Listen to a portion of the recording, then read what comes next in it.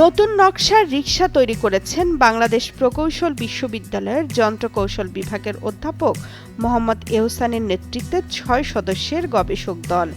সাধারণ রিকশার চেয়ে এটি অনেক নিরাপদ। রয়েছে ১৬টি বৈশিষ্ট্য।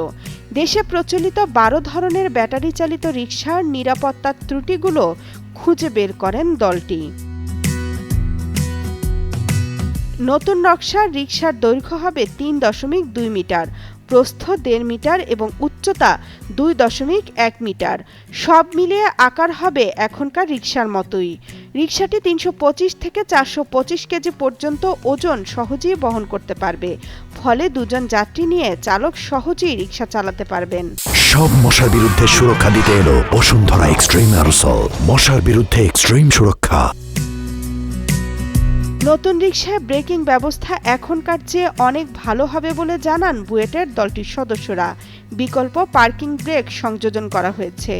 সর্বোচ্চ গতি ওঠানো যাবে ঘন্টায় ৩০ কিলোমিটার। তবে এর ৩টি চাকায় হাইড্রোলিক ব্রেক ব্যবহার করার কারণে তা নিরাপদ।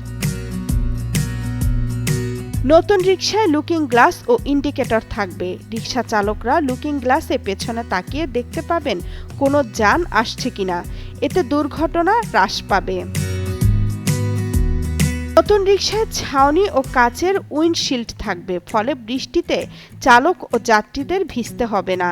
স্থায়ীভাবে যুক্ত করা হয়েছে হেডলাইট, যাতে রাস্তার দৃষ্টিসীমা ঠিক থাকে। নতুন হেডলাইটে হাই বিম, লো বিম ও ডে টাইম রানিং ল্যাম্প যুক্ত করা হয়েছে। এই রিকশা তৈরিতে বর্তমান ব্যাটারি চালিত রিকশার সমান খরচ পড়বে। বাণিজ্যিকভাবে তৈরিতে খরচ হতে পারে ১.৫ লাখ টাকার মতো। এদিকে ঢাকা উত্তর সিটি কর্পোরেশন জানিয়েছে, তারা নতুন নকশা বা মডেলের রিকশা ঢাকার রাস্তায় চলাচলের অনুমতি দেবে। পুরনো রিকশা পর্যায়ক্রমে সড়ক থেকে তুলে নেওয়া হবে।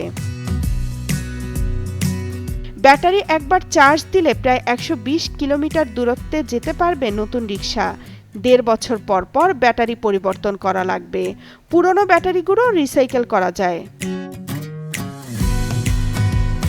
রাজধানীর সড়কে ব্যাটারি চালিত অটোরিকশার দৌরত্ব ঠেকাতে বিকল্প হতে পারে বুয়েটের নতুন নকশার রিকশা। তামান্না তাহসিন খান, কালের কণ্ঠ।